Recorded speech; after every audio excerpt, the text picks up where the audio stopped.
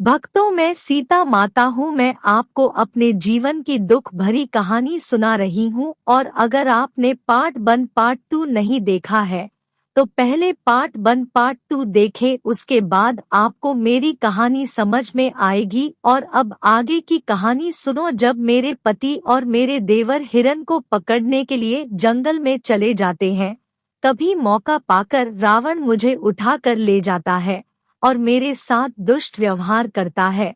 और अब आगे कि जब भी रावण मुझ पर जैसे ही हमला करता तो मैं एक घास का तिनका उठा लेती हूँ और रावण को बताती हूँ कि मेरे पति के आगे तुम्हारी औकात तिनके के बराबर है। यह सुनकर रावण बहुत ज्यादा क्रोधित होता है और मुझे जान से मारना ही जैसे चाहा, और बीच में मंदोदरी आ जाती है और मेरी रक्षा कर लेती है।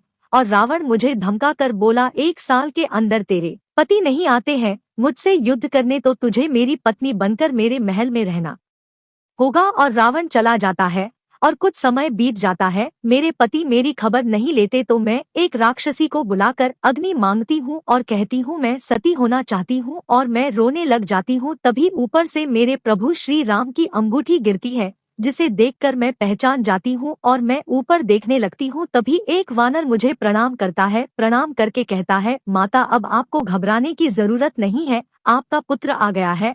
और मैं उसे देखकर उससे कहती हूँ, तू इतना छोटा इतने विशाल शरीर वाले रावण कुंभकर्ण से कैसे युद्ध करेगा। और उसने जय श्री राम बोला और वह आसमान की तरह बड़ा हो गया। और मैं समझ गई अब प्रभु श्री राम मुझे यहाँ से बचाकर जरूर ले जाएंगे। और कुछ समय बाद प्रभु श्री राम रावण को युद्ध में हरा देते हैं और मैं बहुत खुश हो जाती हूँ और अपने प्रभु श्री राम को देखने के लिए मिलने के लिए तड़पने लगती हूँ। और प्रभु श्री राम को देखते ही भागकर उनके पास जाना चाहती थी, तभी कुछ लोग मुझे रोक देते हैं और कहते हैं कि तुम अब राम के योग नहीं हो। और मैं बहुत ज्यादा घबरा जाती हूँ और वहीं रुक जाती हूँ। और लोगों ने कहा, अगर आप इतनी ही पवित्र हो तो तुम्हें अग्नि परीक्षा देनी पड़ेगी। और वहाँ एक चिता जलाई गई और मुझे उसमें धकेला गया और मैं वहाँ से भी बचकर बाहर आ गई। फिर प्रभु श्री राम मुझे अयोध्या ले आते हैं और कुछ समय के बाद मैं गर्भवती हो जाती हूँ। यह देखकर लोगों ने मेरे ऊपर सवार उठा दिया और कहा, यह रावण के साथ मुंह काला करके आई है,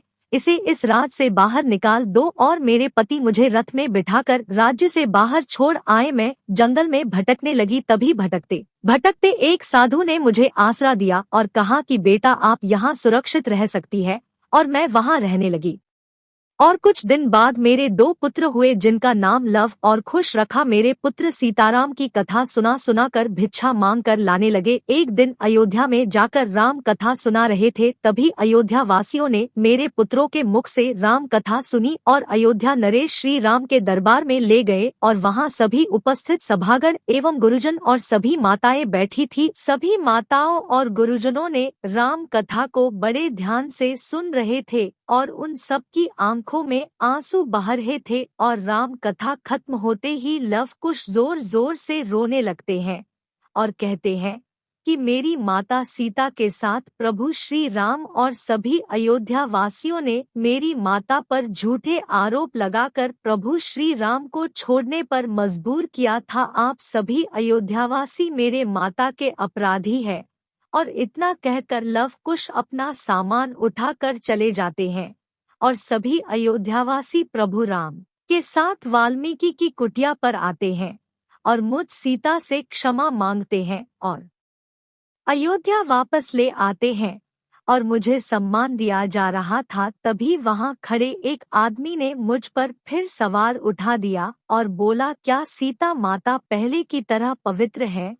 ये सुनते ही मैं रोने लगी और मैं बोली, अब मैं कोई परीक्षा नहीं दूंगी, मैं परीक्षा देते देते हार चुकी हूँ। और मैंने धरती माता को आह्वान किया और मैंने धरती माता से कहा कि हे धरती माता, मैं पहले की तरह पवित्र हूँ तो मुझे अपनी गोद में सुला ले, मैं परीक्षा देते देते थक चुकी हूँ, मुझे नींद आ रही है और मैं सोना चाहती हूँ। और धरती माता फट जाती है और मैं उनकी गोद मैं हमेशा हमेशा के लिए समा जाती हूँ और इस तरीके से मेरा अंत होता है और आपकी सीता हमेशा हमेशा के लिए खो जाती है। वीडियो अच्छी लगी हो तो लाइक और शेयर और कमेंट और चैनल को सब्सक्राइब करें ऐसी ही वीडियो देखने के लिए। जय श्री